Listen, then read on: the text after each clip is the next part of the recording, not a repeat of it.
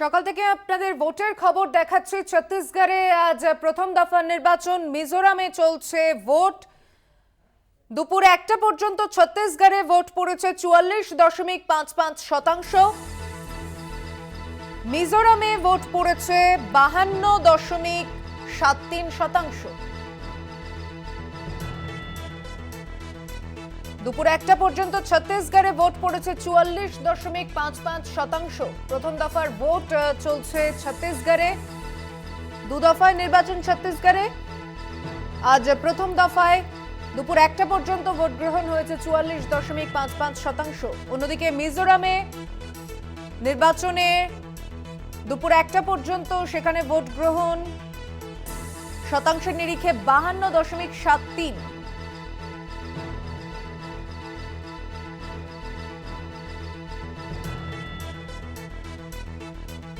দেশের 5 রাজ্যে বিধানসভার ভোট গ্রহণ শুরু আজ থেকেই। ছত্তিশগড়ে দু দফার নির্বাচনের প্রথম দফা আজ। মিজোরামে চলছে ভোট গ্রহণ।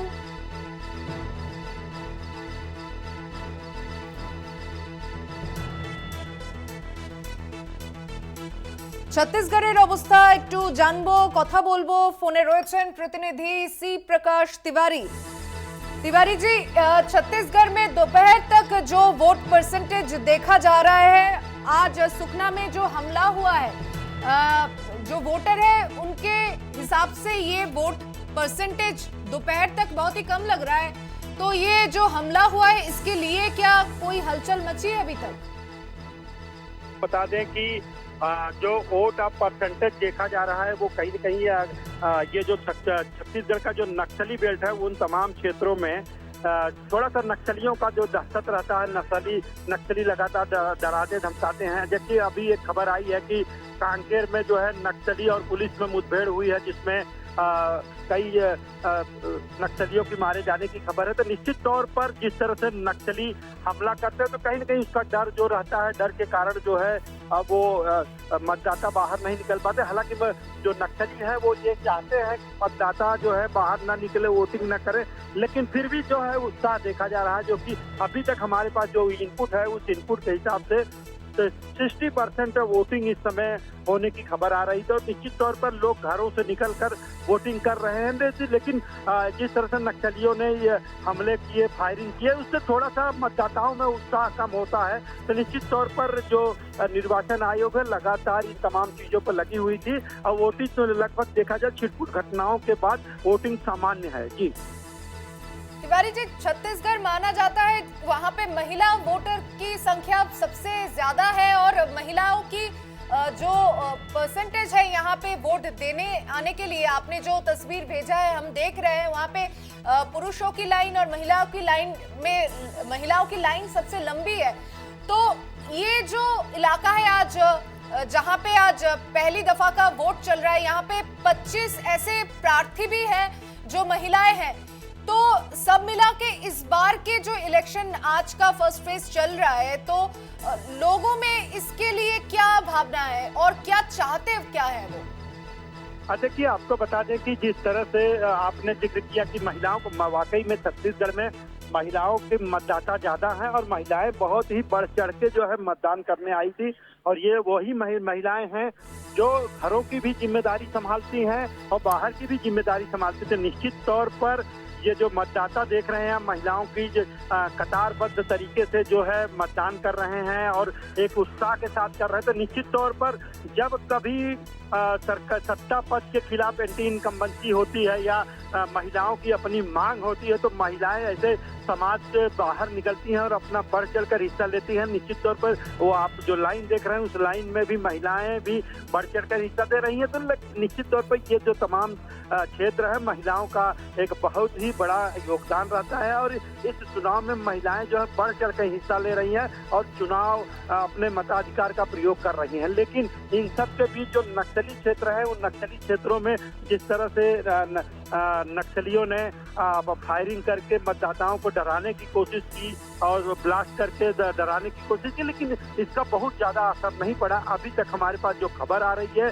वो ये आ रही कि 60% वोटिंग हो चुकी है। तो कहीं न कहीं ये संतोषजनक वोटिंग मानी जा सकती है। जी तिवारी जी, आज सुबह से कांकेर में कुछ हमले की खबर आ रही है, सुकमा से कुछ आ रही है। ये जो नक्सली इलाका है और यहाँ पे जो जो समस्या है, जो मुद्दा है इस बार के इलेक्शन के, एंटी इनकम्बेंसी फैक्टर बाघेल सरकार के ऊपर कितना यहाँ पे काम कर सकती है, ये सवाल तो बीजेपी भी नहीं उठाएगी। पर फिर भी प्रधानमंत्री ने जब प्रचार किया था यहाँ पे आके, तो ये आदिवासियों के जमीन के ऊपर जाके उन्होंने ओबीसी का फैक्टर सामने रखा था। तो कांग्रेस का पल्ला इसमें क्या कुछ इस बार नजर आ सकता है कि बीजेपी से खफा होके वो कांग्रेस में आ जाए? देखिए, मैं आपको बता दूं कि जिस तरह से आप बता रहे हैं कि एंटी इनकम्बेंसी की, जब भी किसी की सरकार रहती है तो एंटी इनकम्बेंसी नॉर्मल बात है कि एंटी इनकम्बेंसी होती है।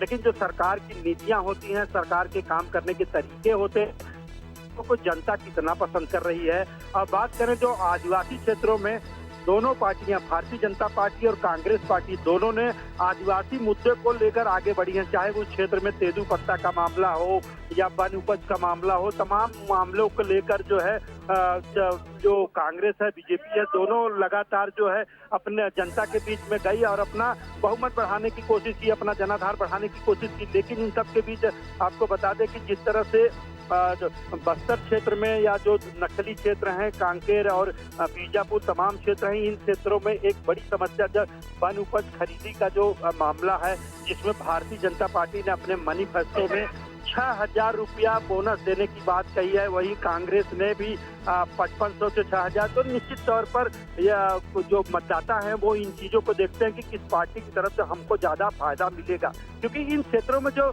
दूरस्थ एरियो में जो आदिवासी निवास करते हैं, उनका पूरा जीवन दिनचर्या जो होता है वो वन उपज से ही होता है। चाहे महुआ हो, वो तेंदू पत्ता हो, बीड़ी पत्ती हो, इन तमाम चीजों पर रहता है। तो निश्चित तौर पर अब जो है वो जिनको वहाँ पर फायदा मिलेगा, चाहे भारतीय जनता पार्टी या कांग्रेस हो, तमाम जगहों पर अपना वोटिंग कर सकते हैं। लेकिन अभी इस चीज का भी खुलासा नहीं हो सकता जब तक परिणाम नहीं आते हैं। जी जी, अब तक जो दोपहर तक जो परसेंटेज आ रही है, छत्तीसगढ़ ये एक ऐसा राज्य है जिसने देश के उद्योगपति को बहुत कुछ दिया है, तमाम बहुत बड़े बड़े उद्योगपतियों को बहुत कुछ दिया है। तो अब ये राज्य मतदाता जो है यहाँ के, वो देश के सामने कौन सा तस्वीर रखेंगे मतदान करने के लिए, जो घर से बाहर निकले हैं, सुबह से इतना हमला हो रहा है जगह जगह पे, उसके बावजूद भी तो शाम तक ये परसेंटेज की क्या उम्मीद है आपको,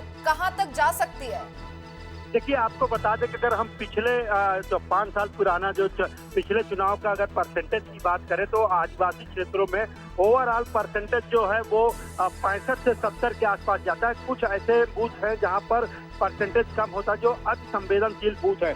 जी, आपको बता दें कि इस समय 3 बज चुका है, यानी कुछ जो संवेदनशील जो बूथ हैं, जो नक्सलियों से घिरा हुआ बूथ है, उन तमाम क्षेत्रों पर, पोलिंग बूथों पर अभी जो है मतदान बंद हो चुका है। यानी ये माना जा सकता है कि जो नक्सली क्षेत्र का है वहाँ पर 3 बजे तक ही वोटिंग देने का अधिकार था, क्योंकि उन तमाम क्षेत्रों पर जब वोटिंग होती है, जो ईवीएम मशीन होती है उसको सुरक्षित जगह पर पहुंचाना होता है, क्योंकि हमला ना हो जाए, वो चीजें होती है, हेलीकॉप्टर से ले आना पड़ता है। तो देखा जा सकता है कि अभी जो वोट ऑफ परसेंटेज जो नक्सली क्षेत्रों में अब तक देखा गया वो 65 के आसपास ही देखा गया है। लेकिन अभी निर्वाचन आयोग की कोई लिस्ट अभी आई नहीं है, जैसे आती है, लेकिन मेरा अनुमान जहाँ तक आ रहा है 65% के आसपास होगा। बहुत बहुत शुक्रिया श्री प्रकाश जी, श्री प्रकाश तिवारी ছত্তিশগড় থেকে আমাদের প্রতিনিধি কথা বললাম তার সঙ্গে।